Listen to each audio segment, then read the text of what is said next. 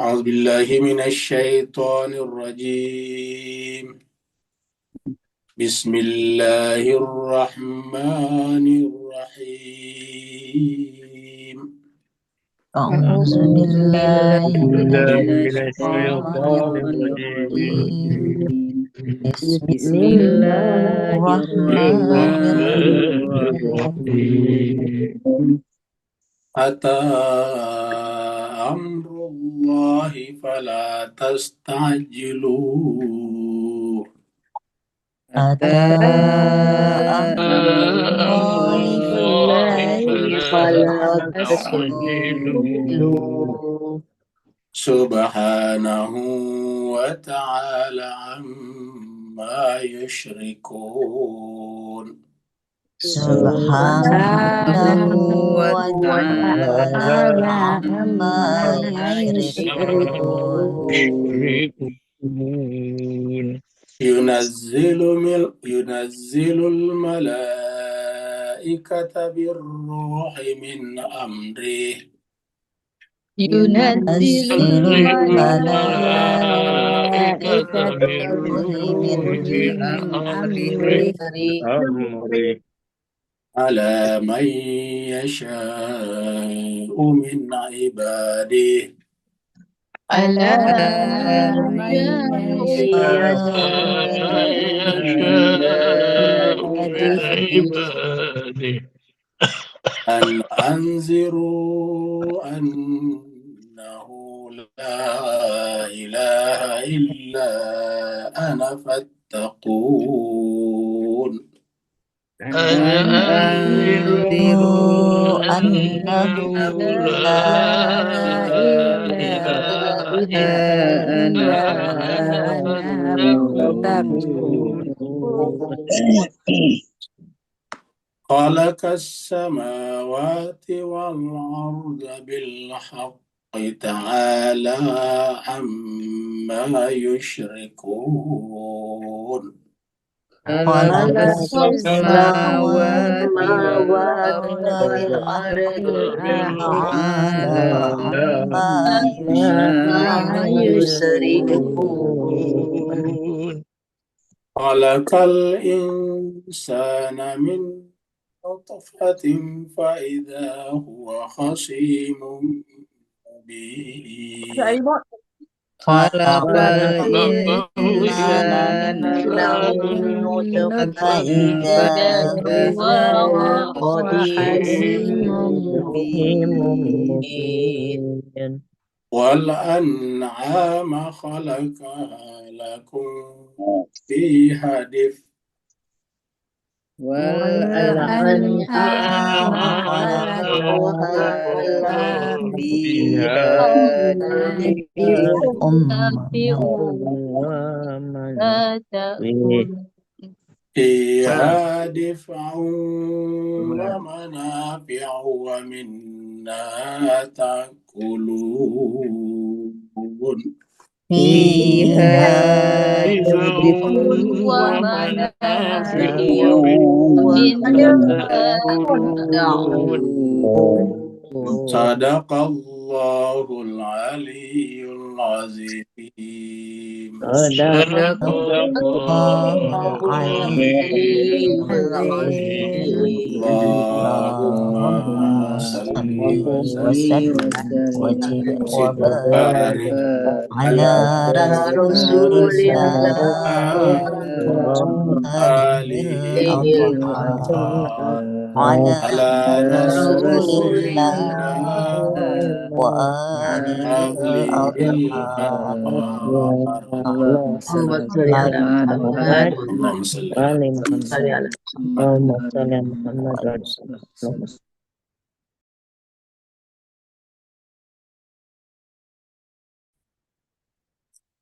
Terima kasih banyak jemaah sekalian telah ikut membaca ayat-ayat suci Al-Quran. Harapan kita, dan ini adalah harapan tertinggi bagi manusia, adalah agar ayat ini bisa menjadi catatan dan bukti di sisi Allah SWT bahwa kita memang mengakui keberadaannya, bahwa dialah yang mengatur segala-galanya, dan kepadanya lah kelak kita akan kembali. dan dengan kembalinya kita kepadanya, Dia Allah SWT berkenan menerima kita dengan penerimaan yang sebaik-baiknya, dengan kecintaan kita kepada kitab sucinya. Karena kalau Dia Allah SWT menolak kita, maka kepada siapa lagi nanti kita mengadu di akhirat. Surat An-Nahl adalah surat yang ke-16. An-Nahl artinya lebah. Jadi An-Nahl adalah lebah. Surat ini turunnya di Mekah, karena turun di Mekah disebutlah dengan Makkiyah. Jumlah ayatnya adalah 128 ayat. 128 ayat. Kita mulai dari ayat yang pertama, ayat 1.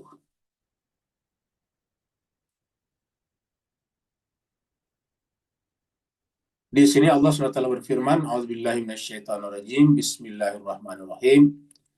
Ata amrullahi. Telah datang amr Allah. Jadi kata amrullah kita terjemahkan bisa menggunakan tetap amrullah. Kalau diterjemahkan bisa banyak. Bisa ketetapan Allah, bisa urusan Allah, bisa perintah Allah. Karena amr ini bisa bermakna urusan. Maka yang mengurusi kita namanya amirul. Amirul itu amir yang memiliki urusan. Amirul Mu'minin. Bisa juga bermakna urusan Allah. Bisa juga bermakna perintah, karena perintah itu dalam bahasa Arab adalah amr juga, fi'il amr. Kemudian bisa juga ketetapan Allah, karena amrnya adalah milik mutlaknya Allah, hak prerogatifnya Allah SWT. Maka bisa diartikan dengan ketetapan. Kenapa kita terangkan? Karena kata ketetapan nanti ini banyak digunakan. Bisa digunakan untuk qada, qadar, supaya kita jangan kacau dengan yang lain, yang kita sampaikan bahwa ini adalah pendekatan. Apa sebabnya? Karena jumlah kosakata bahasa Arab jauh lebih banyak daripada jumlah kosakata bahasa Melayu, bahasa Indonesia. Jadi lebih banyak mereka daripada kita. Kamus kita jauh lebih tipis daripada kamus bahasa Arab. Ya. Perubahan kata dalam bahasa Arab jauh lebih kaya daripada perubahan kata dalam bahasa kita. Oleh sebab itulah banyak kosakata dalam bahasa Arab diterjemahkan dengan kata yang sama seperti kata ketetapan ini. Oleh sebab itulah kita sampaikan bahwa ini adalah dari bahasa asli amrullah, amr Allah.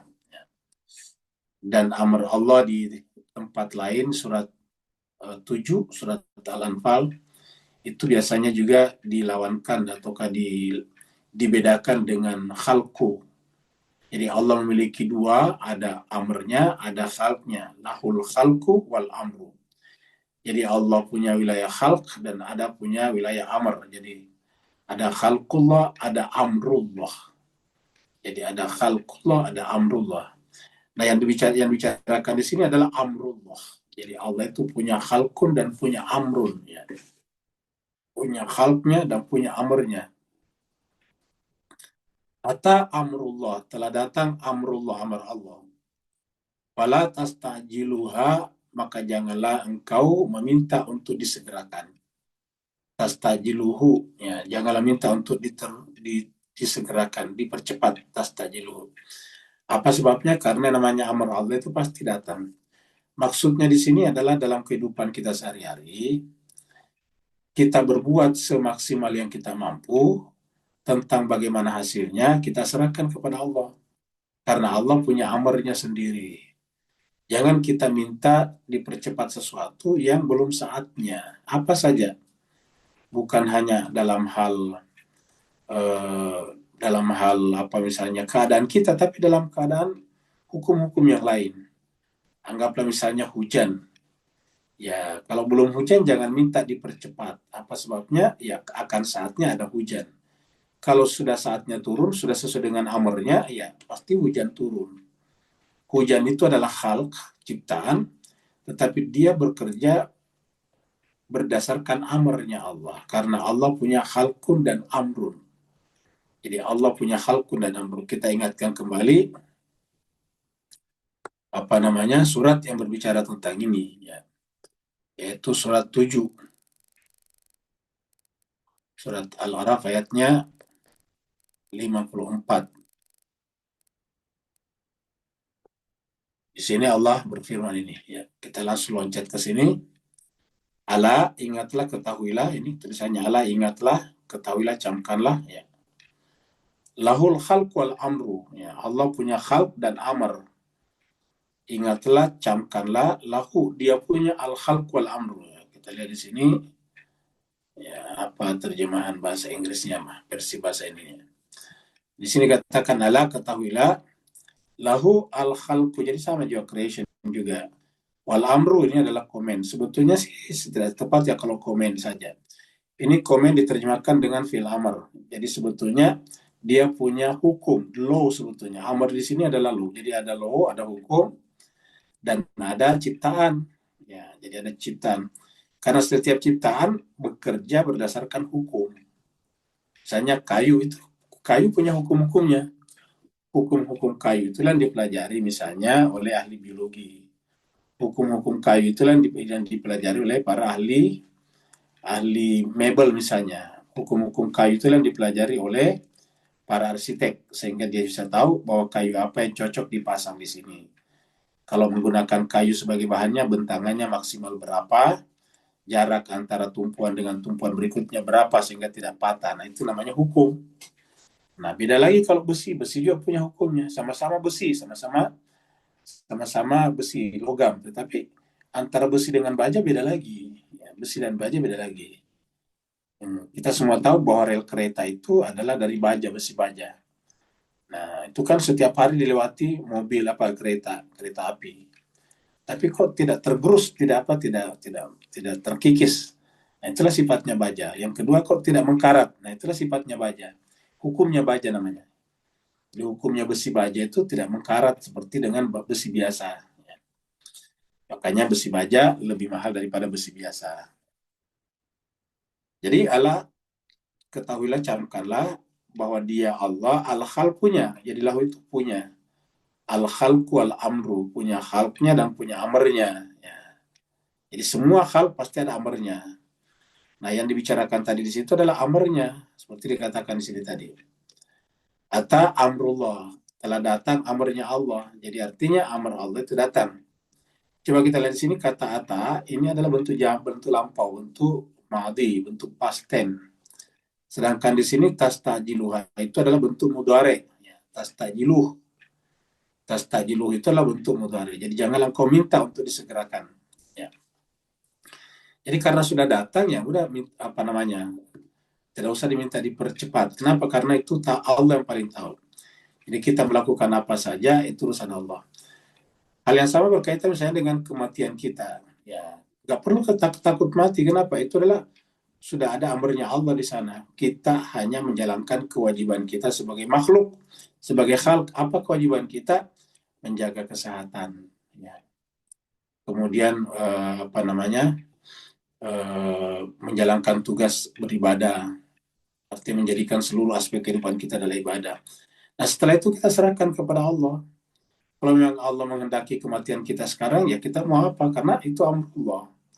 Atau kalau Tuhan ingin menunda kematian kita sampai usia yang cukup tua, ya itu adalah amrullah. Ya.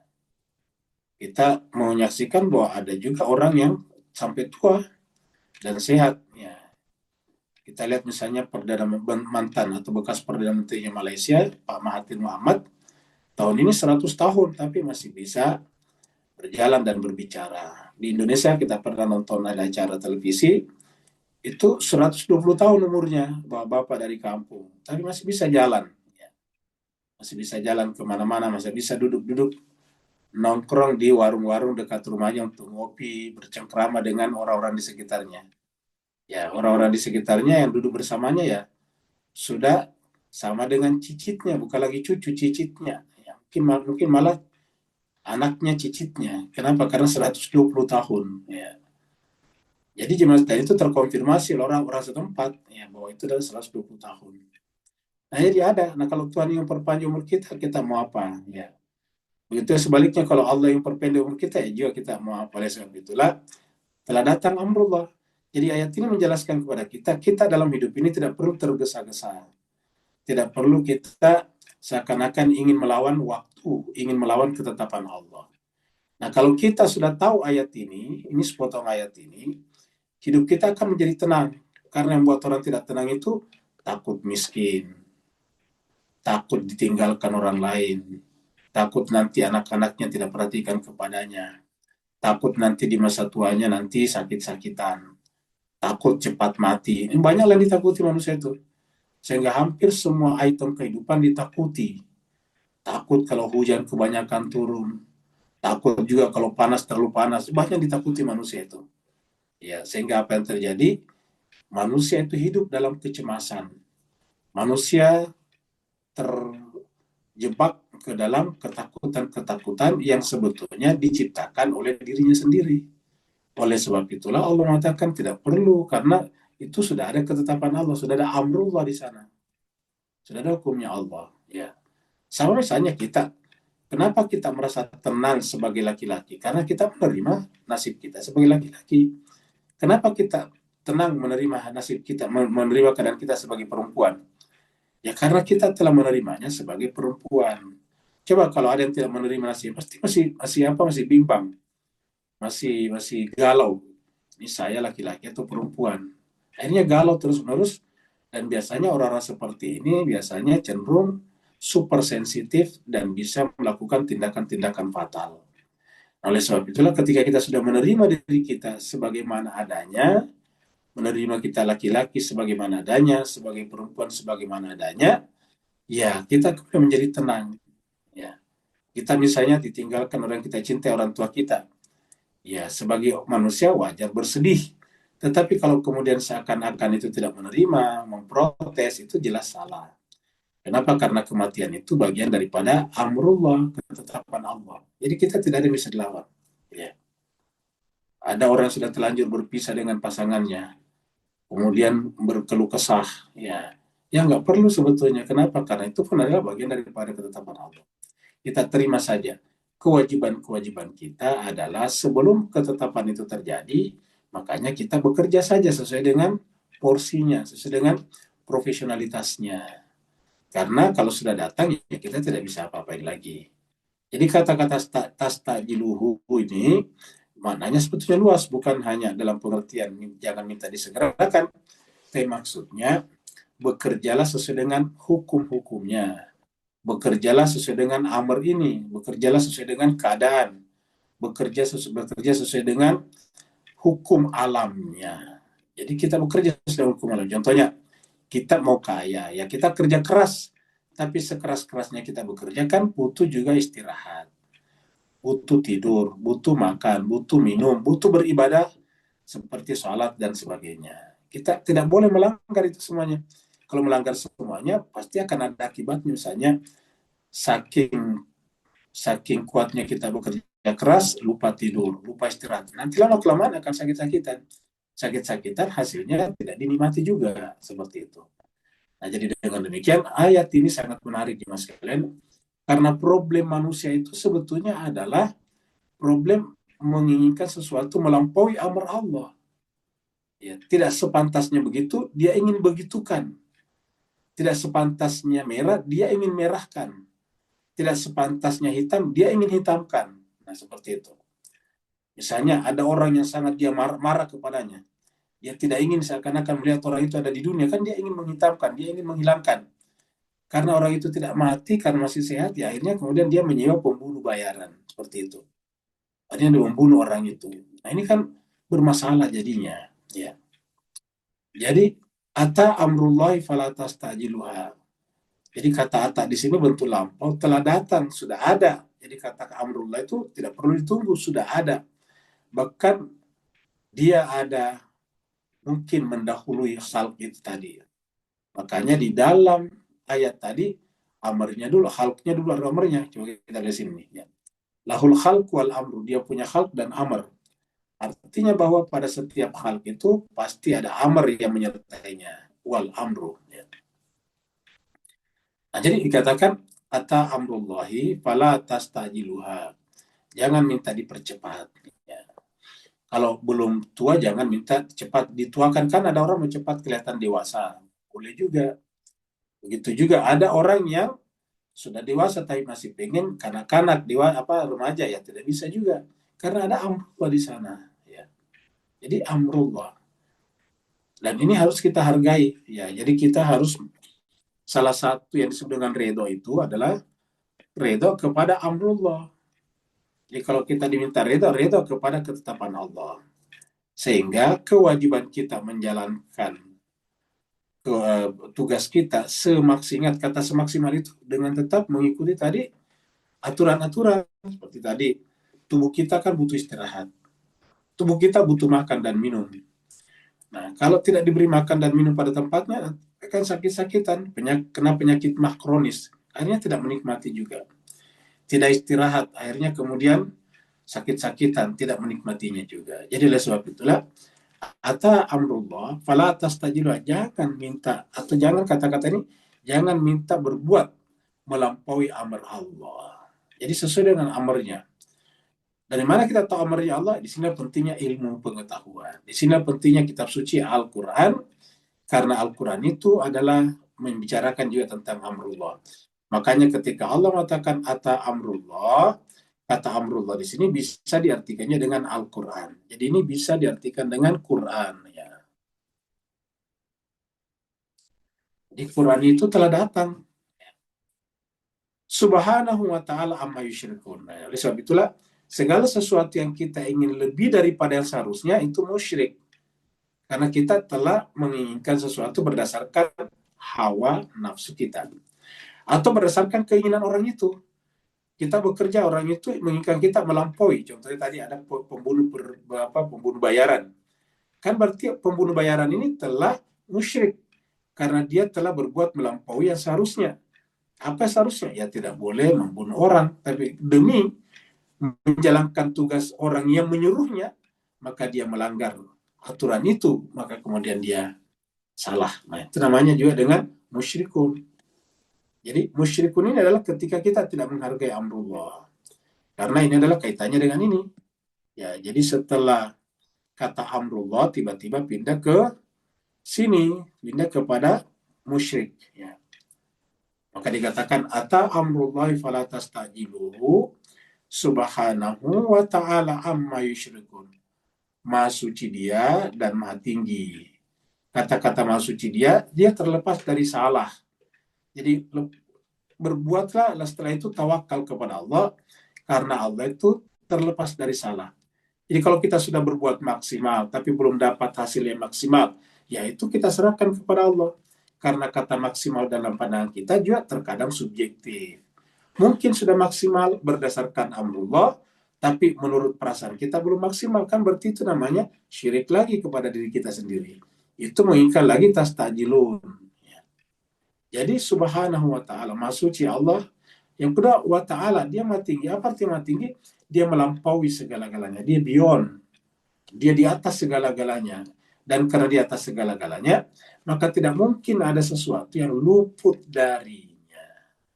Tidak ada satu entitas, tidak ada satu hal, tidak ada satu zat, tidak ada satu unsur, baik yang kita sadari ataupun yang kita tidak sadari, baik yang kita sudah ketahui ataupun yang belum kita ketahui, yang Allah tidak masuk dalam wilayah kekuasaannya. Karena dia adalah Ta'ala, maha tinggi. Dialah yang mengatasi segala-galanya. Jadi tidak ada satu pun hal yang lepas daripadanya. Itu juga sebabnya kalau kita meninggal atau salah seorang di antara kita meninggal, ya kita terima dengan redha. Kenapa? Karena kalau ada orang meninggal dunia tidak kemana-mana. Dia tetap berada di bawah kekuasaan Allah. Karena kalau dia keluar dan dia hilang begitu saja, berarti dia berada di luar kekuasaan Allah. Dan itu mustahil. Jadi subhanahu wa ta'ala amma yusyrikun. Maha suci dia dan maha tinggi dari apa yang mereka persekutukan. Jadi apa yang kita persekutukan adalah apa saja yang menyebabkan kita mau berbuat melampaui amarnya Allah. Inilah yang menyebabkan terjadi misalnya tindakan-tindakan terorisme, radikalisme. Ya, apa itu terorisme? Dia ingin sesuatu semua di sekitarnya seperti yang dia inginkan. Ya, terorisme itu terjadi ketika kita menginginkan orang di sekitar kita atau keadaan di sekitar kita seperti yang kita inginkan. Kita ingin membuat semua orang seperti yang kita inginkan. Kita ingin membuat keadaan seperti yang kita inginkan. Ya, karena tidak seperti yang kita inginkan, kita paksa, lahirlah terorisme, lahirlah radikalisme. Seperti itu. Jadi oleh sebab itulah, jangan sampai tastajilun, karena kalau tidak, kita akan menjadi musyrik.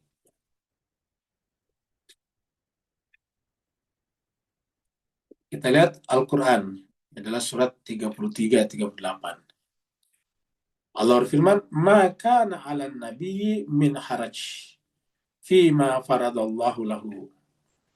Maka ala nabi, tidak patut bagi nabi, tidak pantas bagi seorang nabi min harajin, ya, untuk merasa keberatan fima faradallahu lahu, pada apa yang Allah tetapkan baginya. Farada itu fardukan, farada ini fardu, wajib, ya. Apa yang telah Allah wajibkan baginya, apa yang telah Allah tugaskan baginya. Jadi namanya Nabi tidak mungkin keberatan. Apa itu keberatan? Ya tidak menerima. Jadi artinya apa? Kita redo dengan ketetapan Allah tadi. Coba lihat, ini farada menetapkan juga di sini. Ya, lihat. Makanya kita kata tadi, membaca terjemahan ini harus kita jelaskan Arabnya. Karena ini menetapkan juga ini. Coba lihat. Menetapkan. Menetapkan juga di sini. Ini. Ya, padahal ini adalah farada. Kalau tadi kan adalah amr. Ya, ini adalah farada Allah. Kalau sini telah Allah fardukan, telah Allah wajibkan, atau telah Allah tugaskan. Jadi harusnya tempatnya ini tugaskan, karena kewajiban itu kan tugas. Faradallahu lahu. Ya. Terjemahnya di sini juga, ya tetapkan juga ditetapkannya. Sunnatullahi, ya. Sunnatullah adalah sama dengan sunnah Allah, mirip dengan tadi dengan amr Allah. Sunnatullahi, kalau sunnah itu lebih kepada kebiasaan yang terjadi. Sunnatullahi fil ladina khalau min qabl. Ya. Apa yang terjadi itu adalah merupakan sunnatullah, sunnah Allah yang terjadi pada orang-orang terdahulu sebelum nabi-nabi, sebelum kita sekarang. Jadi sunnatullah, sunnah Allah itu berlaku pada orang-orang kalau yang telah berlalu min qabl, sebelum nabi ini atau sebelum kita juga bisa. Ya. Nah setelah itu apa ujungnya? Wa kana, dan adalah amrullahi qadaran maqdura. Jadi wakana, dan adalah amrullah, amrnya Allah itu qadaran, ini qadaran ketetapan juga. Coba lihat. Di sini tadi sana amr juga ketetapan, ini ketetapan lagi. Qadaran. Ya. Makdura. Jadi kita bisa artikan qadaran itu yang dikadarkan. Qadaran itu kadar yang telah dikadarkan. Karena ini adalah makdura, ini adalah maf'ul, maka dikadarkan. Jadi amr Allah itu adalah ada kadarnya yang telah dikadarkan. Jadi namanya amrullah itu adalah kadar Allah, takdir Allah yang telah dikadarkan. Adakah kadar takdir yang belum ditakdirkan? Ada, artinya bisa diubah. Maksudnya misalnya doa, maksudnya ikhtiar maksimal. Ya, pada saat malam-malam Lailatul Qadar diberikan kesempatan untuk berdoa di sana. Ya, supaya Allah menetapkan kadar yang baik untuk 1 tahun berikutnya. Itu kan namanya malam Lailatul Qadar. Ya. Pada saat malam Lailatul Qadar itu Allah mengutus malaikat dan ruh untuk membawa ketetapan kadar ini, sekaligus sebelum kadar itu ditetapkan atau diberikan, Allah berikan kesempatan untuk mengubahnya dengan berdoa dan berdoa. Maka kekuatan utama di malam Lailatul Qadar itu adalah doa. Jadi justru pada malam Lailatul Qadar itu harusnya kita hentikan aktivitas lain supaya kita berdoa pada saat itu. Ya, jadi kenapa? Karena wakana amrullahi qadaran makdura. Amr Allah itu adalah qadaran makdura. Jadi ada kadar yang belum ditentukan, ya bukan amrullah. Kalau amrullah itu adalah kadar yang sudah ditentukan ini. Qadaran makdura. Jadi penekanannya sini makdura, telah dikadarkan. Siapa yang dikadarkan? Allah. Ya. Itulah dengan amrullah. Jadi amrullah itu adalah qadaran makdura. Jadi makanya karena amrullah itu adalah qadaran makdura, yang menjadi tidak beralasan untuk meminta untuk dipercepat. Kenapa? Karena sudah qadaran maqdura, sudah tertentu. Seperti tadi misalnya, kita pasti akan jadi tua, jadi lama-lama pasti tua. Itu adalah qadaran maqdura. Kita lama-lama pasti mati, itu qadaran maqdura. Jadi kalau kita takut mati, ya tidak ada gunanya. Kenapa? Ya sudah qadaran maqdura. Itu sudah menjadi qadaran maqdura. Kita tidak bisa tidak mati. Kita tidak bisa hidup selama-lamanya. Surat At-Talaq, surat 65 ayat 1. Ya. Ini ayat 5 harusnya nih. Surat ayat 5, bukan ayat 1 ya, ini ayat 5. Nah, ini dia ayat 5. Ya. Ayat 4, ayat 5 ini dia. Dzalika amrullah, itulah amr Allah, anzalahu ilaikum, yang dia turunkan kepadamu. Jadi bisa dikatakan lagi amrullah sini adalah Al-Quran juga. Bisa diartikan Al-Quran. Kenapa? Karena anzalahu, dia turunkan. Walaupun tentu tidak bisa dibatasi pada Al-Quran saya, tapi Al-Quran termasuk amrullah. Dzalika amrullah, ini ingat, talak ini berbicara tentang perceraian di atas ini. Ya. Di atas ini kan perceraian, ya. Kita lihat di sini, ya. Nih, kita lihat di sini nih, perceraian. Karena kan yang paling banyak menimbulkan kegoncangan manusia itu kan perceraian ini. Ya. Nah, ini kita lihat di sini. Ya, ya ayuhan nabi idza talaqtum, talak ini talak, cerai, ya, gitu. Nah, karena perceraian dalam Islam itu boleh dan tentu bisa menimbulkan goncangan, maka Tuhan menjelaskan di sini dengan kata-kata ya dzalika, ini tadi. Dzalika amr, jadi perceraian itu termasuk amrullah, amr Allah. Ya. Makanya di dunia ini walaupun ada agama yang menentang perceraian, tetapi tidak bisa dihindari di dalam agama itu mau tidak mau ada perceraian juga. Cobalah tanya agama-agama yang menentang perceraian, akhirnya ada perceraian juga. Karena sesuatu yang tidak bisa dipungkiri. Dzalika amrullah, itulah amr Allah. Ya, anzalahu, dia turunkannya ilaikum, kepada kalian. Ya. Wa may yattaqillah. Nah, intinya kalau amar Allah ini karena tadi adalah qadaran maqdura, ingat tadi di sini. Ya. Tadi ini surat Al-Ahzab ini adalah qadaran maqdura ini. Karena amrullah itu adalah qadaran maqdura, maka berdasarkan surat At-Talaq ini, ya kita harus bertakwa. Bertakwa itu artinya apa? Menerima itu sambil menjadikan kejadian-kejadian itu, termasuk yang menurut kita tidak menyenangkan, menurut perasaan subjektif kita nggak menyenangkan, kita jadikan sebagai kendaraan untuk datang kepada Allah. Itu namanya yattaqillah. Ya. Misalnya kita ditinggalkan seorang diri, tentu mungkin awalnya kita takut, tapi jadikanlah itu sebagai kendaraan untuk dekat kepada Allah. Karena justru dengan seorang diri biasanya lebih cepat dekat kepada Allah. Karena dengan seorang diri kita berhalwat, dengan seorang diri kita bermeditasi, dengan seorang diri kita melakukan halwat. Ya. Jadi selalu ada manfaatnya.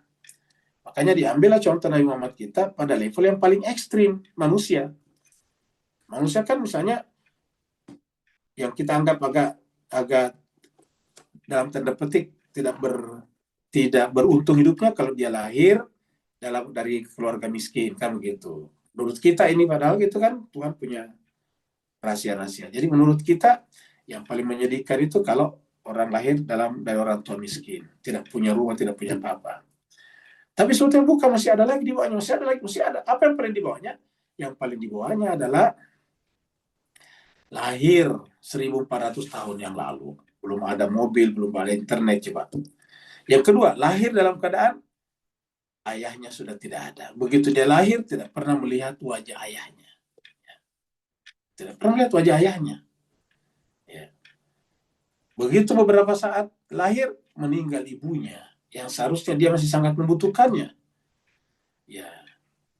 Artinya bahwa penderitaan paling berat harusnya itu adalah ketika kita sudah berjumpa, merasakan kasih sayang seorang ibu, tiba-tiba dia meninggal dunia, meninggalkan kita. Itu kan luar biasa pukulannya. Dipelihara oleh kakeknya. Tidak lama kakeknya meninggal dunia juga. Dapat kita bayangkan. Nah, saya kira inilah level manusia paling di bawah sebetulnya. Secara sosial. Ya, tetapi justru manusia yang kita bicarakan ini lahir 1400 tahun yang lalu. Ayahnya sudah tidak ada ketika dia sudah lahir. Ibunya meninggal ketika masih balita, ketika masih membutuhkan kasih sayang seorang ibu. Lalu kemudian dipelihara kakeknya meninggal dunia.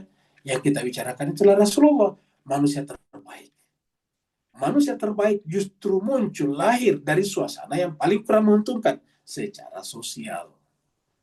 Dia adalah Sayyidul Anbiya wal Mursalin. Bukan hanya manusia terbaik, tapi Nabi terbaik. Para penghuninya Nabi dan Rasul. Dia adalah Khairul Bariyah. Dia adalah khairul anam. Ya, dia adalah sebaik-baik manusia, sebaik-baik makhluk. Apa sebabnya? Karena tidak pernah menghabiskan masanya hanya untuk menyesali masa lalunya, menyesali keadaan objektifnya sekarang. Semua dimanfaatkan justru sebagai jembatan untuk datang kepada Allah, dan itulah takwa. Maka berbicara tadi perceraian di atas, zalika amrullahi anzalahu alaikum ilaikum. Itulah amar Allah yang Allah turunkan kepada kalian, bukan hanya kepada Nabi, ini kepada kita semuanya. Wa may yattaqillah, maka menghadapi amar Allah ini bertakwalah kepada Allah, dan siapa yang bertakwa kepada Allah, yukaffir anhu sayyiatihi, maka itu menjadikan modal baginya untuk Allah tutupi segala kekurangan-kekurangannya. Apa syai'at di sini? Keinginan kita untuk berbuat buruk tertutup. Ya. Tertutup. Ya. Karena kan di awal kita sudah sampaikan, kita ini manusia, jiwanya punya dua potensi. Punya dua kekuatan, punya dua power, punya dua daya. Ada daya dorong ke atas, takwa, dan ada daya dorong ke bawah, fujur. Wa nafsil wa ma sawwaha falhamaha fujura wa taqwaha. Nah, kalau fujura sayat. Nah, ketika kita menggerakkan diri ke atas, otomatis yang ke bawah tertutup. Semakin jauh kita ke atas, semakin banyak tertutup sayat. Maka wa may yattaqillaha yukaffir anhu sayyiatihi wa yu'zim lahu ajra, dan Allah akan memberikan kepadanya kemuliaan sebagai pahala baginya. Yu'zim itu memberikan kemuliaan, agung. Ini kata azim itu agung. Dan Allah akan memuliakan orang itu. Kemuliaan itu adalah pahala yang paling baik. Ya, ini ajaran itu pahala. Jadi pahala yang paling baik itulah keagungan. Ya jangan bayangkan pahala itu hal yang abstrak. Pahala nanti di akhirat. Enggak, berdasarkan ayat ini, pahala itu bisa kita dapatkan sekarang di dunia dalam bentuk memuliakan kita. Lihatlah Nabi Muhammad kita. Musuh-musuhnya pun memuliakannya. Ya. Tidak ada satu orang pun juga yang musuhi Nabi. Yang ada banyak orang yang tidak mengimani kenabiannya. Tapi bahwa menyebut Muhammad sebagai orang baik, semua orang mengatakan itu. Ya, semua orang mengatakannya. Jadi wa yu'zim lahu ajra. Jadi kalau ingin azim, agung, mulia, ya terimalah amrullah dengan bertakwa kepadanya, maka Allah akan menutupi potensi atau daya dorong kita ke bawah, daya tarik kita ke bawah, sehingga muncullah kemuliaan. Ya. Jadi Al-Quran itu sangat bagus untuk membina pribadi manusia.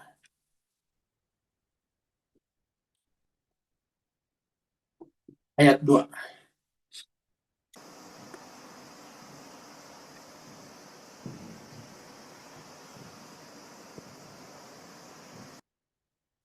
Jadi kita lihat ada ilustrasi video kayak meteor jatuh dari langit baru meledak. Itu ilustrasi kayak malaikat dan ruh, seperti itulah.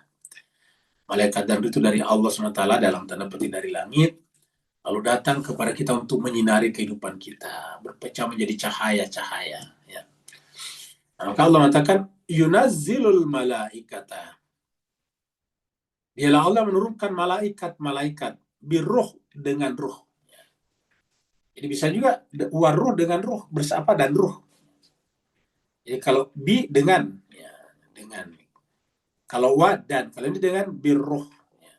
Apakah malaikat juga ruh? Boleh jadi juga karena biruh, tapi bisa juga malaikat itu adalah seperti yang kita dengarkan biasa, adalah cahaya. Kalau ruh tersendiri. Nah, di dalam surat Al-Qadr nanti kita lihat bahwa malaikat itu dan ruh. Ya. Tanazzalul malaika, di sana tanazzalul malaikatu warruhu. Jadi tanazzalul malaikatu warruh. Ya. Kalau di sini yunazzilul malaikata. Bukan malaikatu. Kenapa? Karena dia Allah menurunkan. Ini adalah yang diturunkan. Jadi Allah lah yang memiliki amr tadi yang kita bicarakan itu, atau amrullah. Allah lah yang memiliki amr itu menurunkan malaikat atau mengirim malaikat dan ruh atau bersama ruh. Ya. Dari mana? Min amrihi. Jadi kembali tadi sini jadi amrnya. Jadi amrnya Allah ini ya, diantaranya adalah dengan ruh dan malaikat di sini. Yunazzilul malaikata birruhi min amri. Jadi malaikat dan ruh itu termasuk amrnya Allah. Jadi ingat, malaikat dan ruh termasuk amrnya Allah. Di malaikat dan ruh amrnya Allah. Kenapa? Karena dia bukan khalq. Ya, makanya tidak ada yang pernah melihat malaikat dalam pengertian aslinya. Kalau ada ya para nabi. Ya, malaikat itu digambarkan dalam beberapa ayat Al-Quran berbentuk manusia, tapi itu adalah penyerupaan, bukan aslinya. Itu tasyabahat namanya, menyerupakan diri. Ya. Jadi nazilul malaikat birruhi min amri. Jadi artinya malaikat dan ruh itu adalah amrnya Allah. Diturunkan untuk siapa? Kepada siapa? Ala mayyasya, kepada siapa yang dikehendaki, min ibadihi, kepada hambanya. Ingat kata-kata ini. Allah menurunkan malaikat dan ruh kepada siapa yang dikehendaki. Apakah siapa yang dikehendaki di sini adalah sewenang-wenang ataukah asal-asalan? Jawabannya tidak. Yaitu yang memenuhi syarat. Ya. Apa syaratnya? Di antaranya menghidupkan malam-malam Lailatul Qadar. Karena ini adalah sama dengan surat Al-Qadar ini. Ya. Wa ma adraka ma Lailatul Qadar. Lailatul Qadri khairum min alfi syahr. Tanazzalul malaikatu warruhu fiha bizni rabbihim. Ya. Kalau di sini ala mayyasya, kepada siapa yang dikehendakinya, min ibadi, di antara hamba-hambanya. Jadi artinya satu, kalau kita ingin mendapatkan kiriman malaikat dan ruh, syarat pertama dan utama menjadi hambanya. Makanya tadi di atas ada kata musyrik sebelumnya. Jadi ibadi harus menjadi ibadnya, abad. Ibad ini bentuk jamak dari abad. Jangan menjadi hamba kepada dunia, jangan menjadi hamba kepada sesama manusia, jangan menjadi hamba kepada uang, jangan menjadi hamba kepada emas, perak, berlian, jangan. Menjadilah hamba kepada Allah. Jadilah memerintah dirinya dan lingkungannya. Jangan lingkungan yang memerintah diri kita. Jangan lingkungan yang memerintah diri kita. Jadi yunazzilul malaikata birruhi min amrihi ala may yasha'u min ibadihi. Anziru, untuk kepada Nabi Muhammad, karena Nabi Muhammad adalah abad juga. Anziru, berikanlah peringatan. Jadi Allah mengatakan kepada nabi-nabinya atau siapa saja, anziru, beri peringatanlah. Jadi tanda orang itu menjadi abad dan mendapatkan kiriman malaikat dan ruh, maka dia aktivitas utamanya dalam berikan peringatan kepada manusia. Anziru, agar berikanlah peringatan kepada manusia. Apa inti peringatan itu? Annahu, bahwasanya la ilaha illa ana. Muncul lagi di sini. Jadi kata kuncinya adalah la ilaha illa ana ini. Kata kuncinya adalah la ilaha illa ana. La ilaha illa ana. Artinya apa? Meniadakan anak-anak kita. Anak itu aku. Meniadakan ego-ego kita. Meniadakan keakuan kita, dileburkan ke dalam anaknya Allah. Karena la ilaha illa itu artinya tidak ada yang lain kecuali. Berarti kan anak itu cuma satu. Jadi tidak ada ilah kecuali anakku, kata Tuhan. Maka setiap anak yang lepas daripada anaknya Allah adalah bagian daripada kemusyrikan seperti sebelumnya. Jadi jangan sampai menjadi musyrik. Kalau menjadi musyrik apa? Yaitu menganakkan diri kita. Maka anak satu-satunya adalah miliknya Allah. Jadi inti daripada perintah Allah kepada nabinya untuk disampaikan kepada manusia, ataukah disingkat inti daripada ajaran kenabian atau ajaran agama itu adalah meniadakan ego kita. Annahu la ilaha illa ana. Baru kemudian fattaqun, bertakwalah. Jadi baru bisa bertakwa di sini. Ya. Jadi kita bisa menjadi abad kalau kita menghilangkan dulu anak kita. Kan yang diperintah menyampaikan ini adalah sudah menjadi abad di sini. Untuk apa dia perintahkan kita? Supaya kita menjadi abad juga. Nah, untuk menjadi abad mulai daripada melawan ego kita, anak kita. Karena juga kasus-kasus manusia itu muncul daripada ego sebetulnya, tidak mau mengalah. Jadi ego itulah yang munculkan. Makanya ego itulah kalau terus-menerus kita kedepankan, akhirnya kita menjadi narsistik. Apa itu narsistik? Menjadikan diri pribadi kita sebagai pusat perhatian orang lain, sebagai pusat gravitasi kepentingan mereka orang lain. Maka supaya itu tidak terjadi harus kita hentikan ini anak. Kalau kita tetap simpan, semakin tebal anak kita, semakin tinggi penyakit jiwa kita.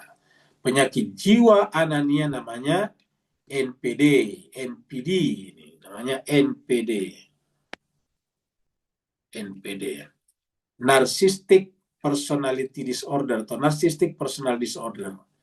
Jadi penyakit mental yang berkaitan dengan anania.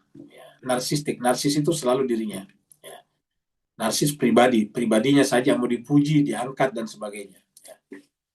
Jadi la ilaha illa ana fattakun. Maka supaya kalian bisa bertakwa, lawan dulu ini. Tidak boleh ada anak kita, saya, bapak, ibu, semuanya Tuhan dan Tuhan tidak ada. Anak satu-satunya adalah miliknya dia. Nah setelah anak ini miliknya dia, barulah kita diaku sebagai hambanya. Seperti itu. Setelah kita diaku sebagai hambanya, barulah kita berhak menerima tamu malaikat dan ruh di dalam jiwa kita. Yunazzilul malaikata birruhi min amri. Dari amrnya Allah.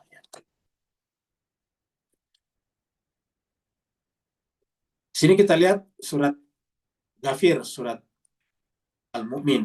Nama lainnya ini adalah surat Al-Mu'min. Surat Al-Mu'min.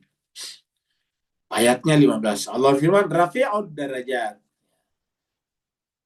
Derajat yang tinggi. Jadi kalau kita mendapatkan posisi dari Allah, mendapatkan derajat yang tinggi. Rafi'ud darajat. Dzul arsy. Ya, siapa derajat itu? Kepada Allah. Siapa Allah? Yang memiliki arash. Dzul arsy, memiliki arashnya. Ya, dalam Al-Quran itu arasnya Allah itu tertentu. Tapi kalau kursinya pada semua hal adalah kursinya. Rafi'ud darajati dzul arsy. Derajat diangkat yang tinggi derajat. Dialah Allah memiliki arash. Bagaimana tandanya Allah mengangkat derajat seseorang? Ya, mendekat kepada arashnya. Jadi kalau kita diangkat, mendekat kepada arash. Ya. Apa tandanya? Yulqir ruha. Dia akan memberikan kepadanya ar-ruh. Ya. Yulqi dia akan menurunkan, dia akan mendatangkan ar-ruh. Ya. Min amrihi. Ruh itu apa? Min amr. Dari amrnya Allah. Jadi roh itu adalah min amrihi. Amrnya Allah. Jadi roh itu adalah amrnya Allah. Sama juga dengan di surat Al-Isra. Surat Al-Isra yang ayat 80 berapa? 85. Yang mengatakan yas'alunaka 'anir ruhi. Mereka bertanya kepada tentang ruh. Qulir ruhu min amri.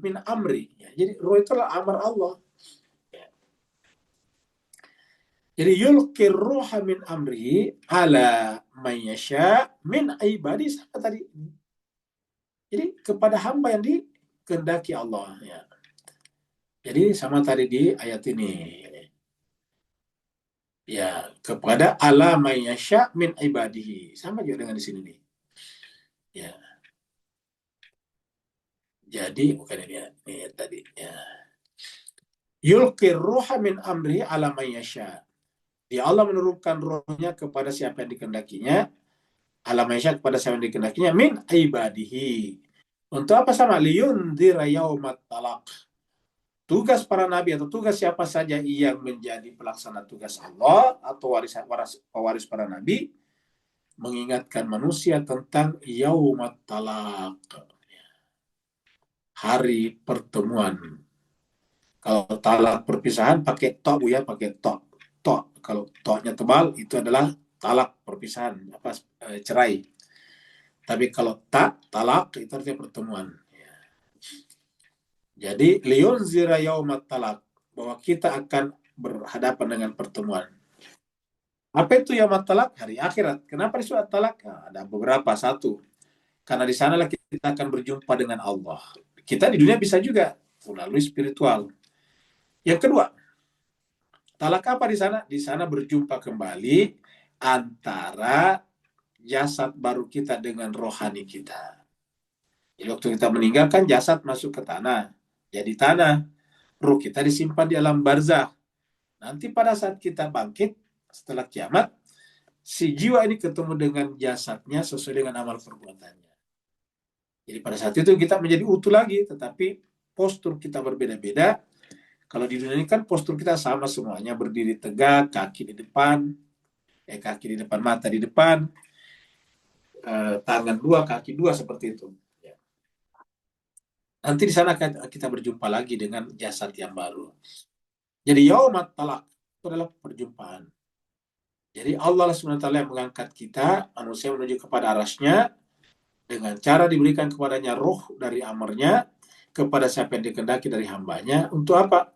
Untuk memberikan peringatan, pelajaran kepada manusia tentang hari pertemuan.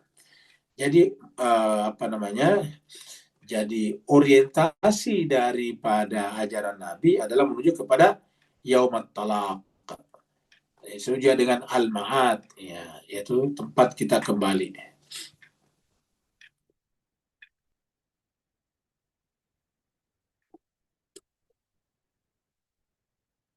Jadi annahu la ilaha illa ana fattaqun. Jadi tidak boleh ada ilah selain aku.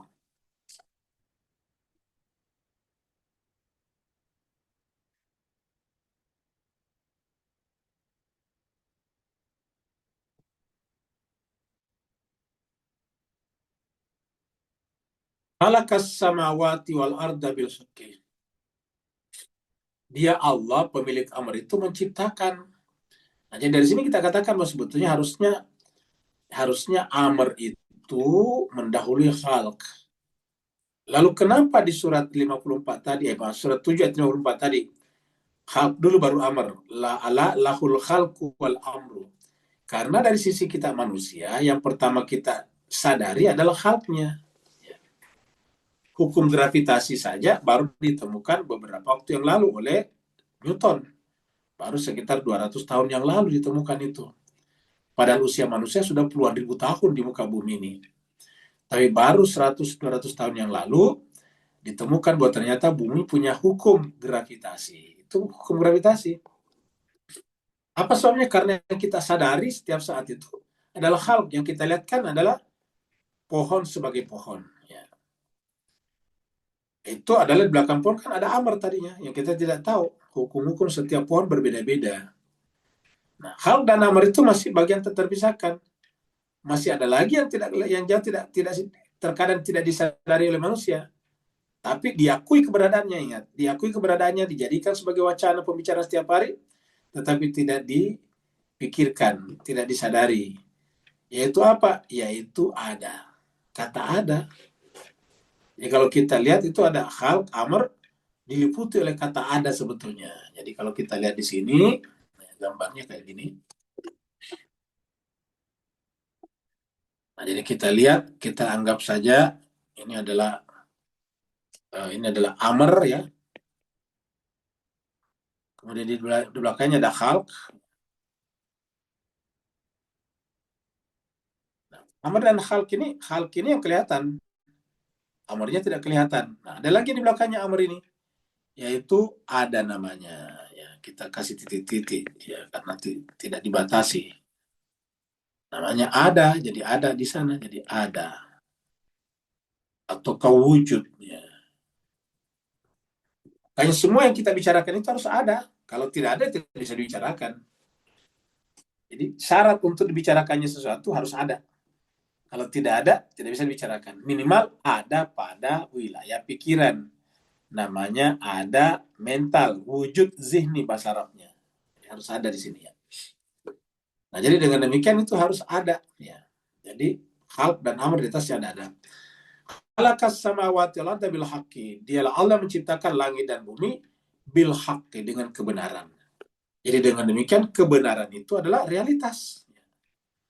Jadi realitas yang sesungguhnya itu adalah kebenaran. Kebatilan bukan realitas sesungguhnya. Karena realitas itu adalah kebenaran, lalu apa itu? Kebatilan bukan realitas, Tapi kelihatannya ada, tapi dia tidak ada. Al-batil itu sebetulnya adalah sesuatu yang tidak sempurna. Ketika belum sempurna disebut dengan batil. Ya. Batil itu kan batal. Misalnya Bapak Ibu ingin mendaftar pergi mengikuti pemilihan raya, pemilihan umum. Ya. Kan harus ada syaratnya, yaitu ada kartu penduduknya, kartu tanda penduduk, ada ID card-nya. Nah, begitu datang ke tempat tempat mencoblos, ditanya mana anunya kartunya atau KTP-nya, kartu penduduknya, tidak ada, ya tidak bisa. Nah, itu namanya batal. Batal karena tidak sempurna. Karena sempurna kalau ada orangnya dan ada kartu tanda penduduknya. ID card-nya juga ada, tetapi tidak ada orangnya, tidak bisa juga. KTP-nya ada, tidak ada orangnya, nggak bisa juga. Orangnya ada tanpa ada surat atau KTP, tidak bisa juga. Nah, itu namanya syarat. Ketika tidak ada, salah satunya, apalagi dua-duanya, ya batil. Batil artinya tidak sempurna. Ya. Jadi dengan demikian, lawan daripada al-haq itu adalah batil. Jadi batil itu sebetulnya bukan sesuatu. Batil itu adalah ketidaksempurnaan. Ya. Mencuri itu sebetulnya ketidaksempurnaan. Ya. Jadi ulangi, mencuri itu sebetulnya ketidaksempurnaan. Apa yang tidak sempurna? Minta izin, minta. Ya. Coba kalau minta, kan bukan mencuri namanya. Jadi mencuri dan meminta sama-sama mengambil. Kan sama-sama mengambil, Pak. Perbuatannya sama, mencuri itu mengambil juga. Meminta kan mengambil juga. Nanti kalau kita minta kan diambil kalau dikasih. Mengambil mangganya. Sama-sama mengambil mangga. Dua orang mengambil mangga. Satu bisa disebut pencuri, satu bukan. Kenapa? Yang satunya tidak disebut pencuri karena dia masuk ke rumah dulu, minta. Pak, bisa saya minta mangganya? Oh ya, ambil aja, Pak, kira-kira. Maka ketika dia memetik, ya dia tidak mencuri. Tiba-tiba ada yang lewat, lihat ini memetik. Dia ikut juga memetik. Ya, dia mencuri namanya, sama-sama. Ya, dia lihat kok dia tidak mencuri. Dia tidak tahu kalau tadinya bapak ini telah masuk ke rumah, pemilik mangga minta izin. Nah, jadi disebut mencuri itu adalah karena tidak sempurna, yaitu tidak minta izin. Tidak minta izin. Ya. Membunuhnya begitu, tidak sempurna. Loh, boleh memang membunuh? Boleh. Kapan? Kalau pengadilan telah menetapkan dia dihukum mati, hukum qisas, boleh dibunuh. Nah, dia hanya tidak melalui proses pengadilan. Nah, berarti tidak sempurna. Batil namanya. Jadi Bapak, Ibu, Tuan, dan Puan bisa bayangkan apapun yang kita sebut dengan keburukan, itu sebetulnya adalah sesuatu yang tidak sempurna. Ya. Tidak sempurna. Ya. Berzina. Kenapa disebut berzina? Ya karena tidak sempurna. Apanya? Tidak ada akadnya. Pokoknya namanya batil itu tidak sempurna. Karena hakikatnya yang realitas itu adalah al-haq sebetulnya. Inilah realitas. Yang namanya batil itu tidak realitas. Dia bagian daripada al-haq sebetulnya dalam tanda petik, tapi tidak sempurna, maka disebut tidak hak. Nah, jadi sebetulnya yang ada realitasnya itu adalah al-haq. Yang kebatilan tidak ada realitasnya. Tidak ada realitasnya. Jadi khalaqas samawati wal arda bil haqqi. Dialah Allah menciptakan langit dan bumi dengan kebenaran. Ta'ala, kembali lagi, Allah itu maha tinggi. Jadi Allah di sini jadi kata-kata Ta'ala di sini adalah Allah SWT itu adalah maha tinggi, melampaui segala-galanya. Amma dari apapun yang manusia persekutukan. Jadi apapun yang kita persekutukan itu tidak ada apa-apanya dibanding dengan Allah. Karena dengan apapun kita mempersekutukan Allah, maka sesuatu itu adalah makhluknya. Seperti itu.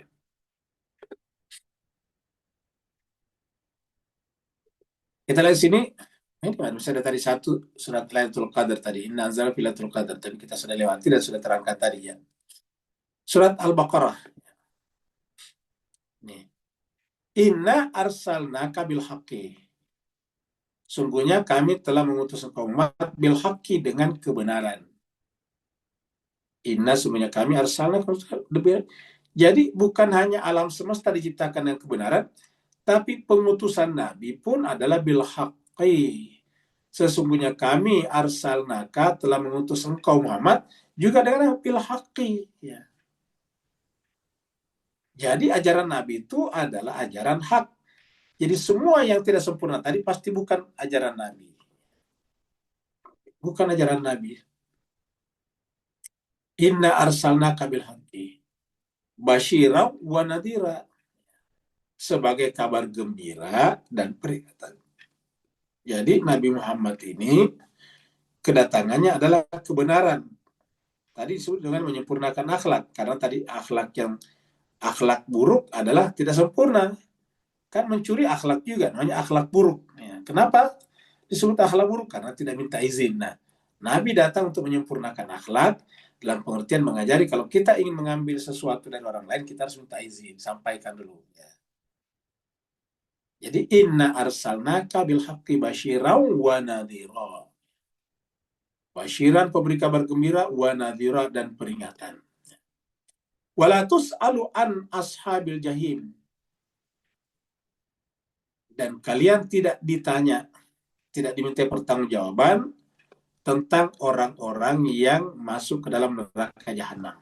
Ashabul jahim itu penghuni neraka jahanam. Jadi artinya apa? Orang bertanggung jawab atas perbuatannya sendiri. Jadi kalau ada orang masuk neraka, ya itu urusan dia sendiri. Hanya kita sampaikan, kita tidak perlu bersedih dengan mereka sebetulnya. Kenapa? Karena ya itu pilihan mereka sendiri. Surat Ali Imran, surat 3 ayat 3 ini. Nazzal alaikal kitab bil haqq, ini diulangi lagi.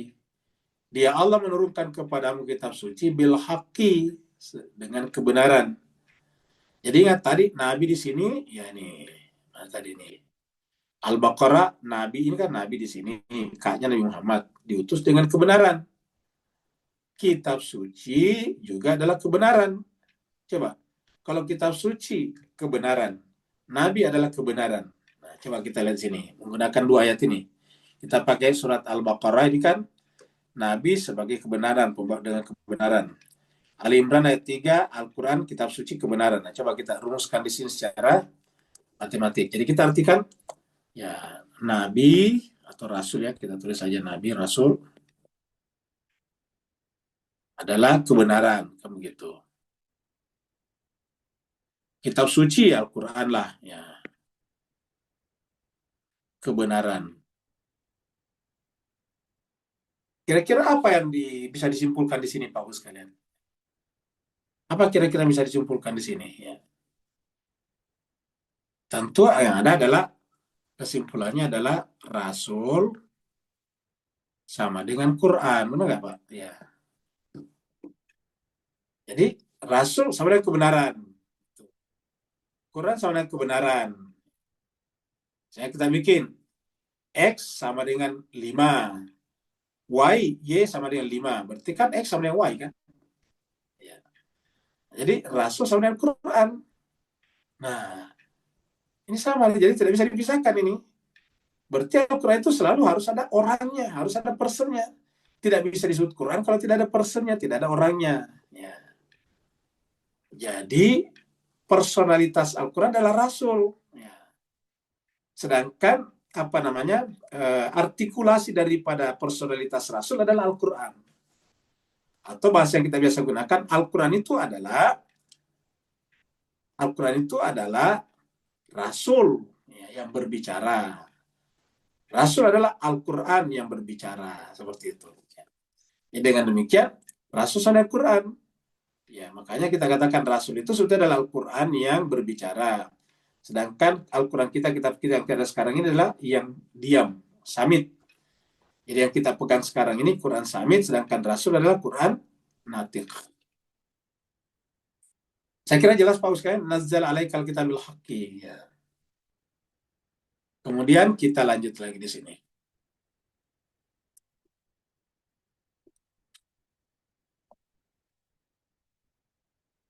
Bapak-bapak, ibu-ibu, tuan-tuan, dan puan-puan, perhatikan ini. Beginilah kita manusia sebelum diciptakan. Ya, jadi, tetap saja benar Al-Quran bahwa tidak ada yang mengetahui manusia, laki atau perempuan, nanti diketahui setelah menjadi manusia di dalam rahim. Kalau sudah menjadi manusia itu sebetulnya. Baru bisa pakai USG, ultrasonografi. Tapi sebelum itu, ya ketika baru satu sel membuahi sel perempuan, ya kita tidak tahu lah kita perempuan. Ya, seperti itu. Tapi manusia seperti ini. Jadi bapak-bapak, ibu-ibu, tuan-tuan, puan-puan, sebelum kita seperti sekarang, ini kita seperti ini aja nih. Ya, tidak ada beda, seperti ini saja kita. Ya, semuanya sama. Nanti laki perempuan itu faktor kedua. Faktor pertama adalah seperti ini. Laki perempuan nantinya kalau secara biologi tinggal XX atau XY, kamu gitu. Ya. Nah, khalaqal insana min nutfatin. Dialah juga menciptakan manusia. Kalau tadi kan menciptakan langit dan bumi. Bil haqqi tadi. Nah, sekarang khalaqal insana min nutfatin. Ya. Jadi kita lihat tadi di atas ini, supaya kita teruskan ya. Kita kembali ke sini tadi. Kan tadi halakas samati bil haqqi tadi. Kalau kita teruskan tadi di sini, ya. Kita teruskan tadi di sini ya. Nah, kita hapus dulu ini. Ya.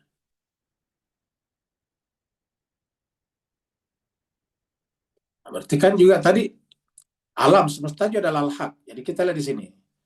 Alam juga adalah kebenaran. Kan begitu. Kan berarti kalau begitu, bahwa Rasul, Quran, alam sama kan begitu. Kalau kita lihat ini, kalau kita simpulkan dari sini tadi. Ya. Berarti Rasul sama dengan Quran, sama dengan alam kan begitu jemaah sekalian. Nah, makanya kita lihat Rasul itu jadi disebut sebagai rahmatan lil alamin. Ya. Al-Quran itu alhamdulillah mengajarkan alhamdulillahirabbil alamin. Jadi sama ini semuanya. Jadi saya dikatakan bahwa alam ini adalah sejalan dengan Al-Quran. Tidak mungkin isi Al-Quran bertentangan dengan alam. Tidak mungkin juga perbuatan Rasul bertentangan dengan Al-Quran dan alam. Jadi kalau ada hadis yang bertentangan dengan alam, pasti salah. Misalnya ada hadis membenarkan membunuh hewan-hewan yang tidak berbahaya, itu pasti salah. Rasul menganjurkan kita membunuh cecak, ya salah. Karena Rasul itu adalah sama dengan alam di sini, ya seperti itu. Ya. Jadi seperti itu kita terus kali tadi. Jadi 3 tadi alam semesta, nah, sekarang di sini manusia. Ya. Khalaqal insana min nutfatin. Dialah menciptakan manusia ya, dari nutfah, dari setetes. Kalau orang menyebutnya dulu setetes air beda, karena itu paling dikatakan mimmain main. Ini kita artikan saja dari satu sel. Nutfah ini kan adalah berbentuk tunggal nih. Ya, nutfatin itu tunggal. Jadi dia menciptakan manusia dari satu sel sebetulnya. Satu sel laki-laki berjumpa dengan satu sel perempuan. Lahirlah kita sekarang. Menjadi triliunan sel sekarang. Dari satu sel berjumpa dengan satu sel berikutnya. Begitu berjumpa, 2 sel ini membelah diri sampai bertriliunan sel pada diri kita. Ya, bayangkan. Ini kan sesuatu yang sangat canggih, sophisticated. Sangat-sangat sophisticated itu kita punya tubuhnya. Bayangkan kalau kita lihat berapa sel dalam diri manusia sekarang. Ya. Kita lihat di sini ya. Kita lihat di sini dulu. Iya di sini ya.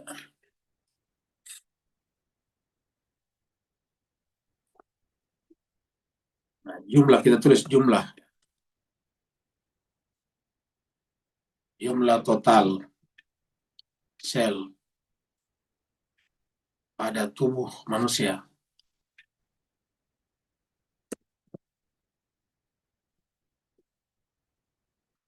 Ya, jumlah total sel pada tubuh manusia. Nah, ini coba lihat mas kalian ini.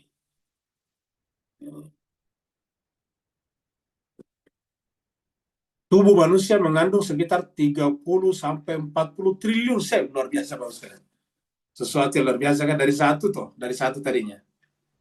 Ya, bagaimana bisa satu menjadi banyak begini? Coba.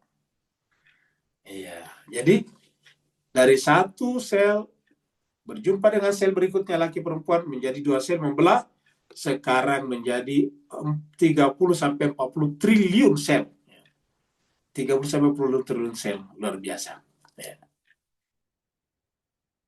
Jadi intinya adalah bahwa ini adalah sesuatu yang luar biasa. Makanya dikatakan di sini itulah kebenaran. Khalaqal insana min tin. Dan hebatnya triliunan sel itu saling mendukung, tidak complicated, tidak terjadi tidak terjadi saling singgung sikut menyikut. Ya. Khalaqal insana min nutfatin. Dia Allah menciptakan manusia dari sel yang satu, tetapi sayangnya manusia yang lemah seperti tadi, ya, tiba-tiba kita artikan tiba-tiba dia manusia itu khasimun mubin, pembantai yang nyata luar biasa di mas kalian. Dia tidak menyadari asal usulnya. Manusia ini, ya, yang cuma berasal dari satu sel di sini, tiba-tiba menjadi khasimun mubin. Namanya lupa daratan, sama dengan kacang lupa kulitnya. Bahkan dia lupa kalau dirinya tidak ada apa-apanya. Tiba-tiba dia menjadi sombong, songong, arogan. Iya, tiba-tiba tidak menyembah kepada Tuhannya. Bahkan membunuh sesamanya manusia, menghancurkan alamnya, dan sebagainya. Jadi Al-Quran katakan Allah menciptakan manusia min nutfatin. Jadi inilah kita jemaah sekalian. Tetapi sayangnya manusia faidah huwa khasimun mubin, tiba-tiba menjadi pembangkang yang nyata.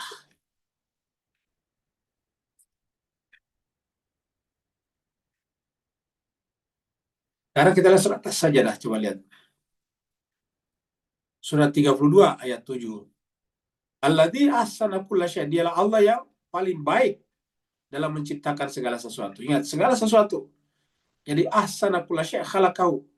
Dia menciptakan segala sesuatu dengan cara yang paling baik. Ahsan itu adalah isim tafdil ataukah superlatif. Wa bada'a, dan dia memulai khalqal insani, penciptaan manusia, mintin. Ingat, khalq di sini bukan nomornya. Khalqal insani mintin. Jadi khalq. Baru nanti kemudian ada rohnya di tempat lain sini. Wa nafaha fi min ruhi. Nah, ini ada amrnya Allah di sini nih. Ya. Tapi intinya adalah manusia diciptakan dari dari tin. Khalaqal insani min tin. Surat Yasin juga disampaikan seperti ini nih. Surat Yasin yang sering dibaca umat Islam malam Jumat. Di ayat 77 Allah berfirman, awalam yaral insanu anna khalaqnahu min nutfah. Apakah manusia tidak memperhatikan? Yara itu memperhatikan, melihat. Apakah manusia tidak merenungkan? Apakah manusia tidak memikirkan bahwasanya kamilah yang telah menciptakannya minti. Kenapa kami di sini? Karena Allah sudah melibatkan orang tua. Jadi orang tua masuk di sini. Dari mana kita diciptakan? Min nutfatin, dari nutfah, dari satu sel. Fa'idha huwa khasimun mubin. Tetapi yang mengherankan manusia yang tadinya dari satu sel yang tidak berdaya itu, tidak ada nilainya. Fa'idha, maka dengan serta-merta huwa dia khasimun mubin, tiba-tiba menjadi musuh, pembangkang, pembantai yang nyata. Ya. Jadi sumber daripada malapetaka manusia itu, baik kelompok ataupun orang per orang, bersumber dari kegagalan memahami asal usulnya dan bersyukur atasnya. Ya. Ayat yang terakhir.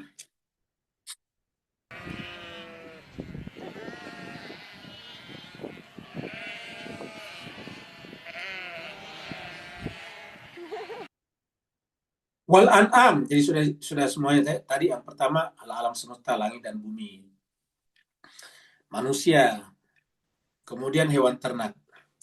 Wal an'ama, begitu ya, hewan ternak, khalaqaha, dia Allah menciptakannya, lakum, untuk kalian. Jadi ingat, jadi harus kita camkan baik-baik di sini. Al-an'am ini diciptakan untuk kalian manusia, bukan manusia diciptakan untuk hewan ternak. Ya. Jadi kalau manusia sudah menyembah hewan ternak, karena saking senangnya dengan peternakannya lupa bersyukur kepada Tuhannya, berarti dianya menyembah hewan ternaknya. Berarti manusia adalah untuk hewan ternak. Padahal al-an'amu khalaqaha lakum, bukan al-insan lil anam. Ya, lil an'am. Bukan manusia untuk hewan ternak, tetapi hewan ternak diciptakan Allah untuk manusia. Ingat, untuk manusia. Bukan manusia untuk hewan ternak.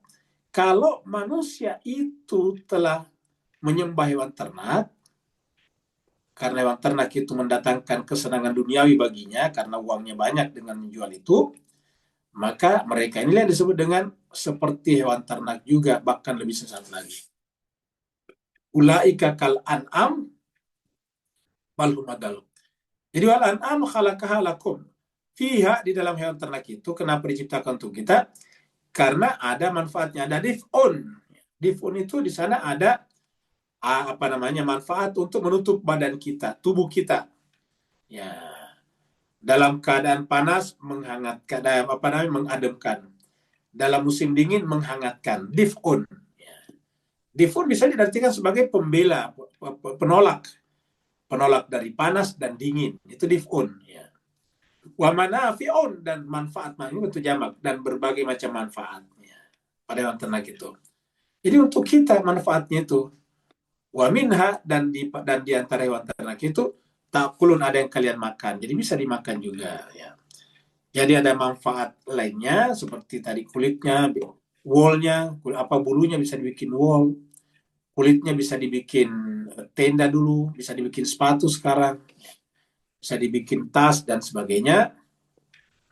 Kemudian dagingnya bisa dimanfaatkan. Jadi banyak sekali manfaatnya. Tapi ingat, hewan ternak untuk kalian. Lalu kita untuk siapa? Untuk Allah.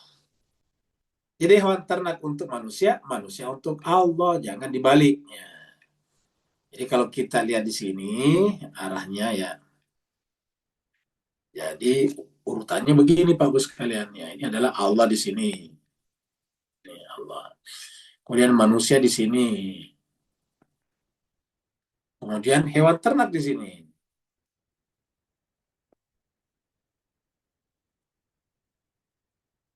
Di sini. Nah, harusnya begini modelnya. Harusnya ya, begini panahnya nih ke atas. Manusia kepada Allah. Nah, gini. Jangan dibalik. Ya, jangan dibalik seperti ini. Ya. Justru manusia kepada hewan ternak. Ya. Salah. Kalau manusia kepada hewan ternak, ya dia tidak akan biasa, tidak ada hubungan ke atas. Maka dia akan terputus ke sini. Ya. Jadi manusia hewan ternak. Jadi harusnya seperti warna ini nih. Ini adalah hewan ternak untuk manusia, supaya manusia gunakan untuk beribadah kepada Allah.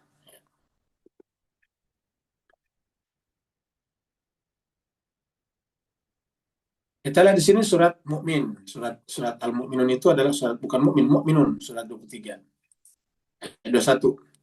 Wa inna lakum fil an'ami la'ibrah. Dan sungguhnya bagi kalian di dalam hewan ternak itu, kalau tadi adalah manfaat, di sini ada la'ibrah, benar-benar ada pelajaran. Jadi artinya apa? Kita bisa belajar dari hewan ternak. Dan berbagai macam disiplin ilmu, subjek pengetahuan yang bisa kita dapatkan dari hewan ternak. Ahli biologi dapat, ahli fisika dapat, ahli ekonomi dapat, sastra dapat, banyak sekali di sana. Wa inna lakum fil an'ami la'ibrah. Sungguhnya bagi kalian pada hewan ternak itu benar-benar ada pelajaran. Nusqikum, kami kata Tuhan memberi makan, memberi minum kepada kalian melalui hewan ternak ini.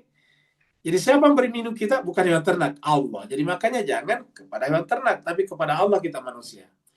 Karena Allah katakan nusqikum, kamilah kata Tuhan yang memberikan minuman kepada kalian, mimma, dengan apa-apa, fi butunia, yang ada di dalam perut hewan ternak ini. Walakum, dan bagi kalian, fiha, di dalam hewan ternak itu, manafi'u, manfaat, kathiratun, yang banyak. Jadi banyak manfaatnya.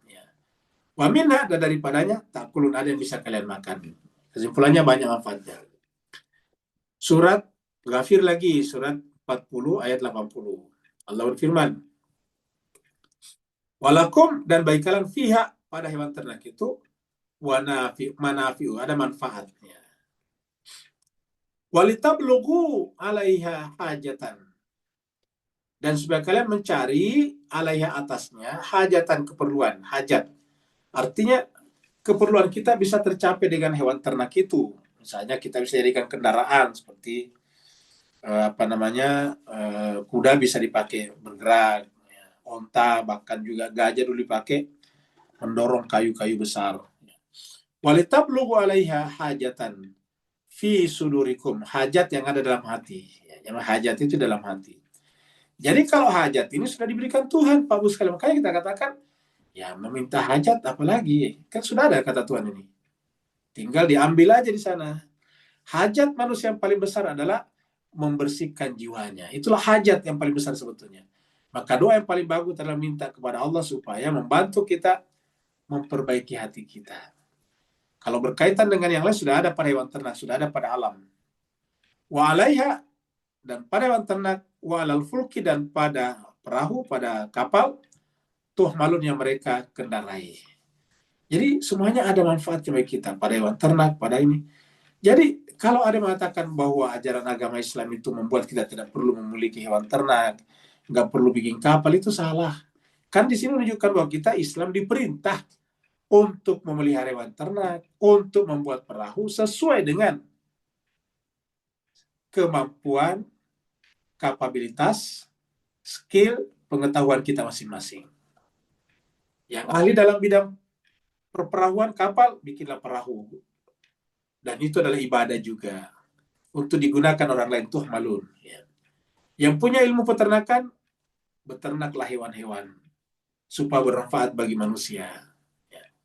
Bagian hanya pintar mencatat transaksi antara manusia dengan manusia, transaksi hewan ternak dan perahu, ya jadilah pencatat. Namanya akuntan. Bisa juga notaris, dan seterusnya. Jadi menjadi notaris, menjadi akuntan, menjadi peternak, menjadi pembuat perahu, sama-sama ibadah kepada Allah dan punya kans yang sama untuk mendekatkan diri kepada Allah Subhanahu wa taala. Ya. Tidak bisa kita katakan bahwa yang satu lebih mulia daripada yang lain, karena yang menentukan kemuliaan itu adalah takwa, kata Allah. Inna akramakum indallahi atqakum. Ya. Mudah-mudahan bermanfaat. Jadi ini adalah awal daripada surat An-Nahl. Ya. An-Nahl ini nanti bicara secara spesifik tentang lebah. Tapi dimulai dengan, jadi kita Bapak Ibu bisa lihat bahwa Al-Quran itu membicarakan hewan ternak, lebah dalam Al-Quran. Jadi orang yang beternak lebah, menjual madu, dan sebagainya itu juga bagian daripada ibadah. Ya. Karena ini semua dibicarakan dalam Al-Quran. Tidak bisa kita katakan beribadah itu cuma sholat, puasa, haji. Tidak bisa dikatakan yang banyak pahalanya itu cuma ustadz, ulama. Enggak, semuanya sama Pak Ustaz. Ya. Semuanya sama. Ya. Kita buka hadis dulu sebelum diskusi. Ya. Sini ada hadis yang kita judul fitrah manusia mendamaikan. Jadi fitrah manusia mendamaikan. Jadi kita lihat di sini ada hadis ya. Qala Rasulullah sallallahu alaihi wasallam, ini hadis Imam Bukhari ya. Bukhari nomor 2508. Qala Rasulullah sallallahu alaihi wasallam, Rasulullah sallallahu alaihi wasallam bersabda, kullu sulama minan nasi alaihi sadaqatun. Setiap ruas tulang manusia, ini manusia, alaihi atasnya sedekah, kewajiban bersedekah. Jadi artinya pada setiap bagian tubuh kita itu adalah kewajiban bersedekah. Kesimpulannya kita manusia ini hidup untuk bersedekah. Ya. Kullayau, tapi apa itu sedekah? Nah, sedekah itu jangan bayangkan cuma uang saja. Nah, hadis berikut apa kelanjutannya? Kullayaumin, setiap hari, tatlu'u fihi syamsu, ketika terbit matahari, ya'dilu bainan nasi, dan manusia menggunakan itu untuk menegakkan keadilan di antara manusia, atau mendamaikan manusia. Ini diterjemahkan mendamaikan, kalau bahasa aslinya ya'dilu. Menegakkan keadilan di antara manusia, itu pun adalah sadaqatun. Semua aspek kehidupan kita adalah untuk mendamaikan manusia. Misalnya menjadi notaris. Karena kalau tidak ada notaris bisa kacau, Pak. Perpindahan barang ke barang, properti ke properti lain menjadi kacau. Ya. Bisa terjadi kacauan. Maka itu adalah bagian daripada kedamaian. Menjadi peternak tadinya. Jadi menjadi bagian daripada kedamaian. Bayangkan kalau tidak ada orang yang beternak. Orang akan kehabisan bahan makanan. Jadi semuanya itu adalah bagian daripada kedamaian. Jadi marilah kita menjalankan tugas-tugas kita, profesi kita masing-masing, sambil mendekatkan diri kepada Allah, maka kita semuanya punya kans, punya kesempatan, punya peluang untuk diterima oleh Allah SWT dengan penerimaan yang semulia-mulianya.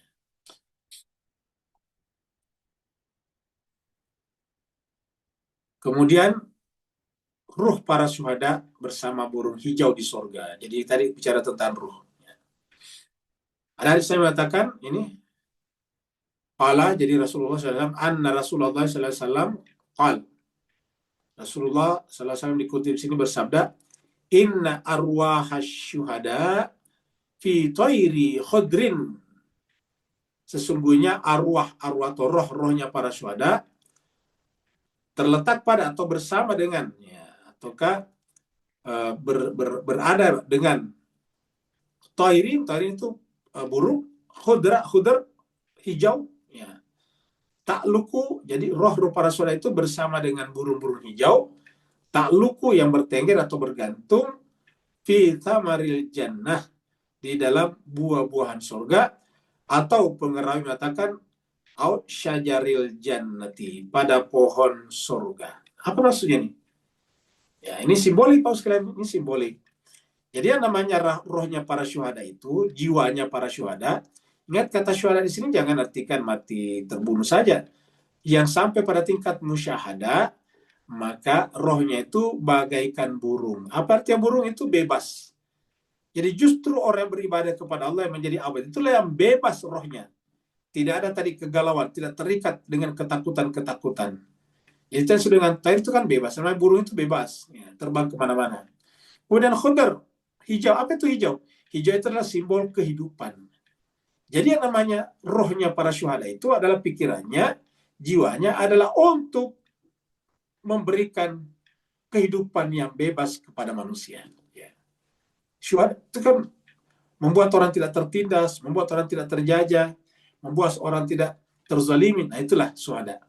Jadi arwah para syuhada adalah bersama dengan burung hijau di surga yang bertengger ataukah bergantung dari buah-buahan surga. Buah artinya apa? Hasil. Syajar artinya pohon, seperti tadi lawan daripada pohon terlarang. Jadi yang namanya syuhada itu adalah rendah dia syuhada, bukan berarti kita asumsikan mati di jalan di peperangan Allah, bukan. Karena banyak orang mengaku syuhada, atau belum tentu syuhada. Karena berdasarkan hadis ini, hadis riwayat Tirmizi dan ini sahih, adalah jika kita sudah bekerja setiap hari untuk membebaskan manusia, mendatangkan kehidupan bagi manusia lainnya, maka itulah syuhada. Semoga bermanfaat. Kalau benar dari Allah SWT, kalau salah dan khilaf dari kesalahan dan kehilafan al-fakir, mohon dimaafkan dan ditinggalkan. Yang mau bertanya dipersilakan. Waalaikumsalam. Waalaikumsalam warahmatullahi wabarakatuh. Silakan Pak Nur. Assalamualaikum Muhammad wa alihi wa sahbihi. Baik, Ustaz. Astagfirullahaladzim. Bismillahirrahmanirrahim. Ustaz, kalau kita mempercantumkan kembali kepada basmalah dalam Al-Hijr yang telah berjaya melembutkan keras kepala batu hati kita sehingga kita kembali kepada jalan Allah yang lurus, maka pada hari ini dalam ayat 5, bolehkah kita kaitkan bahawa lakum ni dalam ayat tadi, kata lakum fiha, Allah melanjutkan basmalah tadi dengan Allah akan memberikan pada sesiapa yang kembali kepada jalannya dan menujunya dengan persiapan-persiapan dan alat-alat yang buat kita selalu berada dalam memudahkan perjalanan tadi. Jadi pencerahan nanti Tuan Ustaz. Afwan barakallahu. Baik, jelaskan serbagi. Jadi manusia itu punya tadi potensi ataukah punya peluang untuk menjauh dari Tuhan. Yaitu dengan fujurah.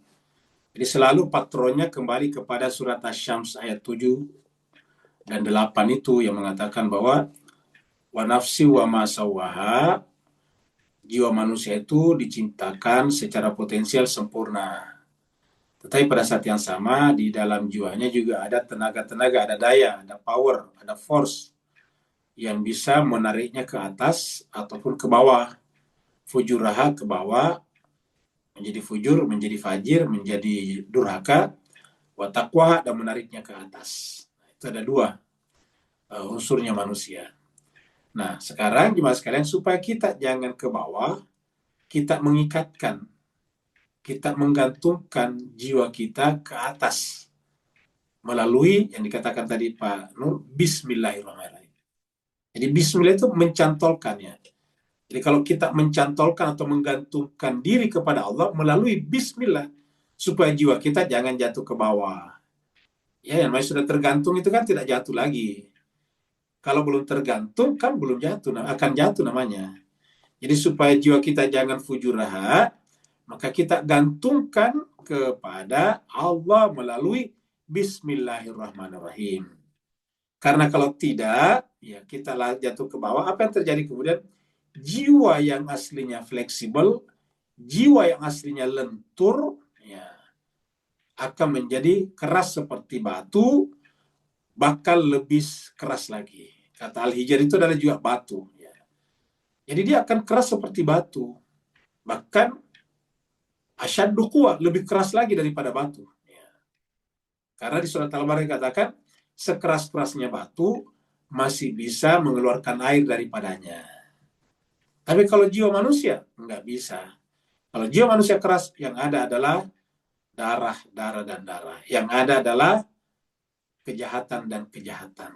Nah, oleh sebab itulah, supaya kita tidak menjadi batu hatinya, maka kita harus tarik ke atas. Maka kemudian, apapun yang kita makan, apapun yang kita gunakan, kita menganggap itu adalah kursinya Allah. Jadi kata-kata wa manafi di situ bermanfaat, bukan saja bermanfaat dari segi makan dan minum, tetapi untuk pikiran kita. Bahwa ketika kita melihat atau menikmati hewan ternak, kita sedang bermuajahah dengan Allah Subhanahu wa taala.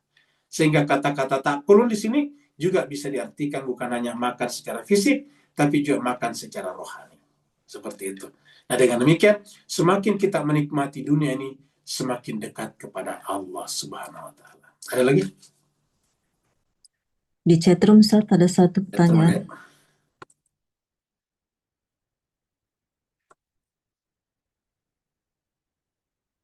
Dari Pak Burhan, di dalam ayat pertama tadi, kita harus menjauhkan diri dari memohon sesuatu yang telah Allah tetapkan agar tidak jatuh kepada kemusyrikan. Maksudnya itu tidak memohon kepada Allah untuk sesuatu yang sebetulnya Allah sudah tetapkan, seperti contohnya kita makan. Itu kan sudah ditetapkan, tinggal ngambil. Dan ternyata sampai sekarang tidak ada orang bisa makan dengan doa. Tidak ada orang bisa kaya dengan doa. Orang bisa makan itu dengan makanan, dan itu harus dibeli, diambil, ditanam kalau kita padi. Coba bayangkan kita tinggal di tengah-tengah padang pasir yang tak bertepi. Ya. Lalu kemudian berdoa di sana supaya dikasih makan. Ya nggak bisa. Ya harus menanam. Makanya kita bepergian di padang pasir pun suruh bawa bekal. Ya. Kenapa? Karena bekal itu sudah Allah tentukan. Nah, seperti itulah. Jadi terutama yang kita minta sebetulnya berdoa itu, hajat utama kita adalah jiwa kita. Apakah kita tidak boleh berdoa orang sakit dan sebagainya? Boleh saja. Karena itu bagian daripada humble, kesederhanaan. Bagian daripada ibadah kepada Allah. Jadi tujuannya kita adalah supaya kalau kita sehat, kita menganggap ini adalah berkat doa orang lain. Dan doa itu artinya apa? Keterlibatan. Seperti itulah. Karena memang setiap aspek kehidupan kita, Allah selalu bersama dengan kita. Jadi tujuannya agar kita sebenarnya tidak arogan, tidak sombong, atau istilahnya tadi tidak anania. Sehingga yang ada nanti hasilnya apa? La ilaha illa ana. Nah, bagaimana dengan doa disegerakan kezuhuran Al-Mahdi? Nah, itu sepertinya mewujudkan bahwa kerinduan kita sebetulnya. Kerinduan kita. Dan sekaligus kita mempercepat. Bagaimana cara mempercepatnya? Ya, kan persiapan kita. Ingat, Al-Mahdi tidak datang kalau bukan dari manusia. Nggak bisa. Penyebabnya diangkat karena ulah manusia. Yaitu tidak membelanya, tidak menerimanya. Maka kalau mempercepat kehadirannya, ya harus kesiapan manusia. Jadi ulangi lagi, kesiapan manusia. Kalau datang ujuk-ujuk begitu saja, kenapa nanti? Kenapa tidak sekarang aja? Kenapa tidak dulu misalnya gitu?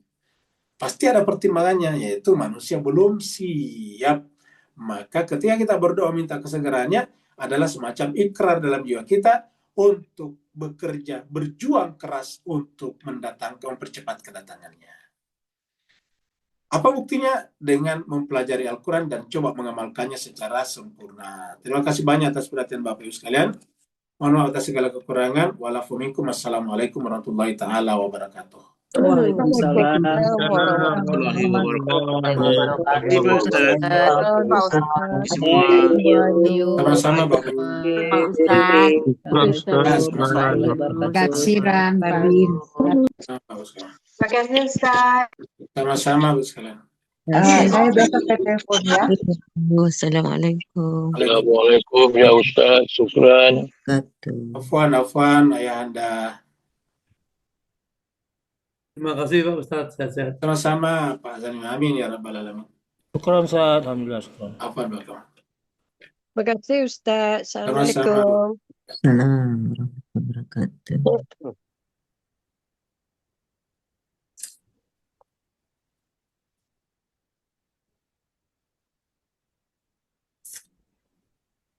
Haji, anak duluan Pak Haji. Ya, baik, Ustaz. Masih banyak. Jangan lupa Pak Haji minta royalti ke itu. Bu Erna, Mak Erna. Oh iya kak? Iya, saya lihat masih pakai itu, gambar itu. Ya. Royalti 20%. Iya, masih pakai itu, masih pakai Background. gambar dari Tasik Typing. Harus bayar royalti itu. Amin Ustaz, makasih banyak Ustaz. Ya, sama-sama.